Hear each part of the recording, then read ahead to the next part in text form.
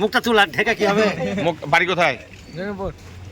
কোথায় ছিলি তোরা? কোথায় কাজ করছিলি? কোথায়? দেখো এটা শুনতে পাটা ওই ছেলেটা বললো, বাবাটা বললো না। কোথায় কাজ করছিলি বল? ওপারে তো বয়স কত এখন? বয়স 15। তো কি কারণে পুলিশ ধরলো ভাই? পুলিশ কাজ কি করছিলাম সেই জন্য। ভাই তোর বাড়ি কোথায়? তো কোন জায়গায় কাজ করছিলি?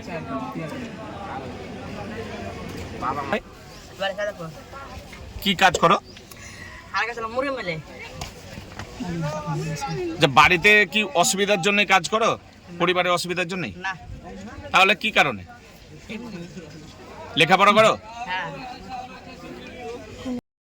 রঘুনাথগঞ্জ এরিয়া, এটা শিশু শ্রমের ব্যাপারে সচেতনতা, district child protection unit, child helpline এবং ডিস্ট্রিক্ট অ্যাডমিনিস্ট্রেশনের সহযোগিতা এবং এখানে সাব ডিভিশনাল লেবার কমিশনার ওনারা এবং পুলিশ অ্যাডমিনিস্ট্রেশন মিলে এটা একটা সচেতনতা প্রোগ্রাম, এই উদ্যোগ যে শিশু শ্রমের বিরুদ্ধে এটা করা। ঠিক আছে, এখানে কিছু আমরা সচেতনতা করলাম এবং কিছু শিশু আমরা রেস্কিউ করেছি।